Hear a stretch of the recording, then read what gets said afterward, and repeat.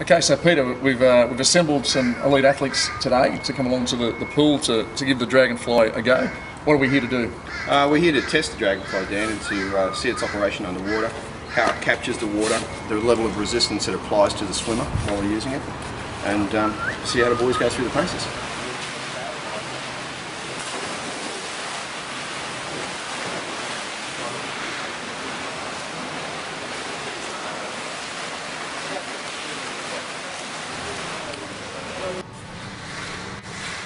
The Drag+Fly is a swim resistance trainer. It captures water at the front end of the aperture, and through the rear end aperture allows the water to come out. So it's not a full parachute or anything like that.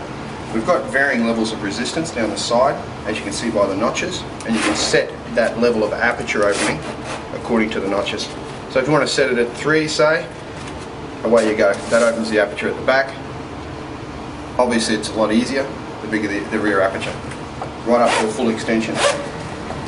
And even though it might look that it's not going to provide much resistance at this full extension, it actually does. As you're swimming, it puts that pull resistance on your body, so it puts your body under greater fatigue, I guess. It does. As you go. It puts it under load, Dan, for a specified period of workout. Ideal for sprinters, distance swimmers, all sorts of things like that. Anyone that does any water sports, triathlons, rehabilitation, anything like that. And from what we've seen in there with the water work we've done, the harder you go, the harder it is. Exactly right. The harder the workout, the faster you go, the more resistance gets applied by the device.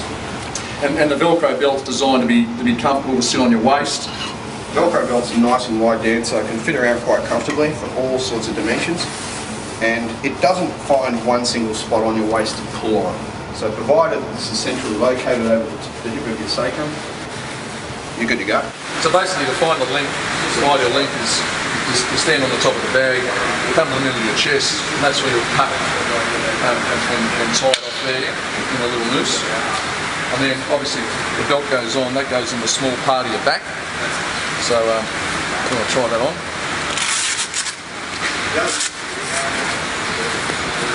That's it.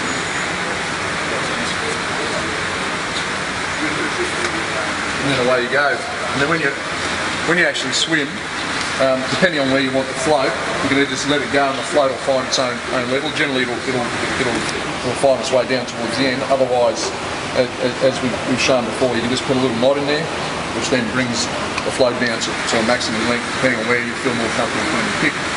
But other than that, strap it on the way you go.